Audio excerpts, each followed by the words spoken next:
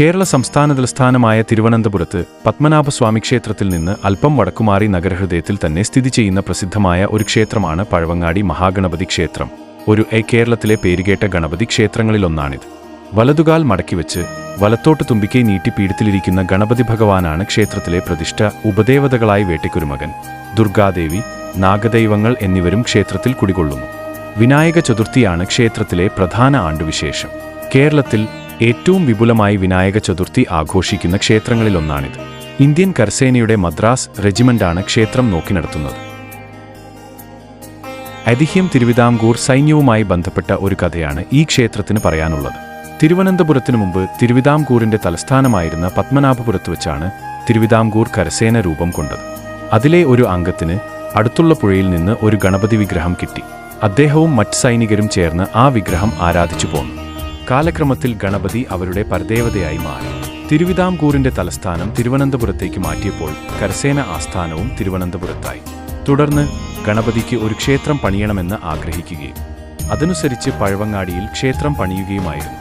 പിന്നീട് പലതവണ പുതുക്കിപ്പണിത ക്ഷേത്രം 2019 വീണ്ടും പുതുക്കിപ്പണിതു. തിരുവിതാംകൂർ സൈന്യം മദ്രാസ് റെജിമെന്റ് ഏറ്റെടുത്തപ്പോൾ ക്ഷേത്രം അതിന്റെ കീഴിലായി.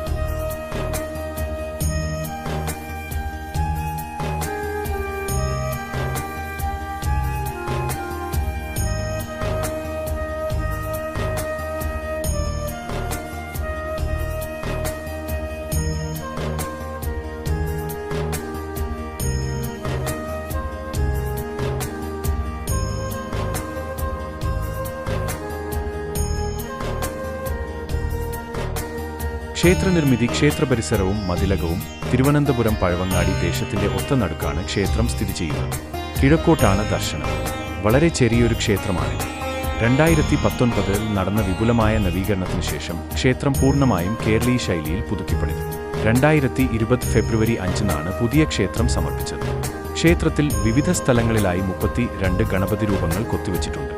ഗോപുരത്തിനടുത്താണ് ചെരുപ്പ് വയ്ക്കാനുള്ള സൗകര്യമുള്ളത്. അകത്തുകടന്നാൽ നാളികേരം ഉടയ്ക്കാനുള്ള സൗകര്യമുണ്ട്. ക്ഷേത്രത്തിലെ പ്രധാന വഴിപാടാണ് നാളികേരം ഉടയ്ക്കൽ. നിത്യേന ആയിരക്കണക്കിന് നാളികേരങ്ങളാണ് ഇവിടെ ഉടഞ്ഞു പോകുന്നത്.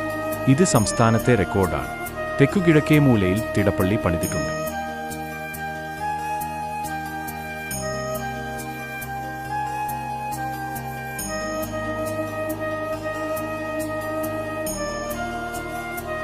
ശ്രീകോവിൽ വളരെ ചെറിയൊരു ശ്രീകോവിലാണ് ഇവിടെയുള്ളത്.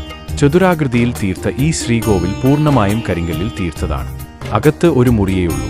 അതാണ് ഗർഭഗൃഹം. 3 അടി ഉയരം വരുന്ന ഗണപതി വിഗ്രഹം കിഴക്കോട്ട് ദർശനമായി പ്രതിഷ്ഠിക്കപ്പെട്ടിരിക്കുന്നു. ചതുർബാഹുവായ വിഗ്രഹം വലതുകാൽ തൂക്കിയിട്ട് പീഠത്തിലിരിക്കുന്ന ഭാവത്തിലാണ്. പുറകിലെ വലതുകൈയിൽ മഴുവും പുറകിലെ ഇടതുകൈയിൽ കയറും, മുന്നിലെ ഇടതുകൈയിൽ മോദകവും കാണാം. മുന്നിലെ വലതുകൈ അഭയമുദ്രാങ്കിതമാണ്. ശ്രീകോവിലിന് എടുത്തുപറയത്തക്ക യാതൊരു സവിശേഷതയുമില്ല. തീർത്തും ലളിതമായ നിർമ്മിതിയാണ്. വടക്കുവശത്ത് ഓവുണ്ട്. അഭിഷേകജലം ഇതിലൂടെ ഒഴുകിപ്പോരുന്നു. നാലമ്പലം ശ്രീകോവിലിനെ ചുറ്റിപ്പറ്റി നാലമ്പലം പണിതിരിക്കുന്നു. വളരെ ചെറുതാണ് നാലമ്പലവും, എങ്കിലും പ്രദക്ഷിണം നിർബാധം നടത്താം.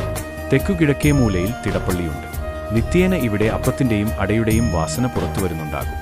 തെക്കുപടിഞ്ഞാറേ മൂലയിൽ കിഴക്കോട്ട് ദർശനമായി പ്രത്യേക മുറിയിൽ അയ്യപ്പസ്വാമിയുടെ പ്രതിഷ്ഠയുണ്ട്. ശബരിമലയ്ക്ക് പോകുന്ന തീർത്ഥാടകർ ഈ നടയിൽ വച്ചാണ് മാലയിടുന്നതും കെട്ടുനിറയ്ക്കുന്നതുമെല്ലാം.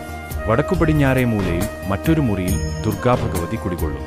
ചതുർബാഹുവാണ് ഈ പ്രതിഷ്ഠ. നവരാത്രി നാളുകൾ ഈ ഭഗവതിക്ക് വിശേഷമാണ്. പ്രധാന പ്രതിഷ്ഠ ശ്രീ മഹാഗണപതി. ക്ഷേത്രത്തിലെ മുഖ്യപ്രതിഷ്ഠ രത്നപീഠത്തിലിരിക്കുന്ന രൂപത്തിലുള്ള വിഗ്രഹമാണ് ഗണപതി ഭഗവാന്റേത്. ബാലഗണപതിയായാണ് സങ്കല്പം. 3 അടി ഉയരമുള്ള വിഗ്രഹം കിഴക്കോട്ട് ദർശനമായി പ്രതിഷ്ഠിക്കപ്പെട്ടിരിക്കുന്നു. തിരുവിതാംകൂർ സൈന്യത്തിലെ ഒരു സൈനികൻ പുഴയിൽ നിന്ന് കിട്ടിയതെന്ന് പറയപ്പെടുന്ന വിഗ്രഹം പിൽക്കാലത്ത് പ്രതിഷ്ഠിച്ചു എന്നാണ് കഥ. ചതുർബാഹുവായ വിഗ്രഹത്തിന്റെ പുറകിലെ വലതുകൈയിൽ മഴുവും പുറകിലെ ഇടതുകൈയിൽ കയറും, മുന്നിലെ ഇടതുകൈയിൽ മോദകവും കാണാം. മുന്നിലെ വലതുകൈ അഭയമുദ്രാങ്കിതമാണ്. വലത്തോട്ടാണ് തുമ്പിക്കൈ പോകുന്നത്.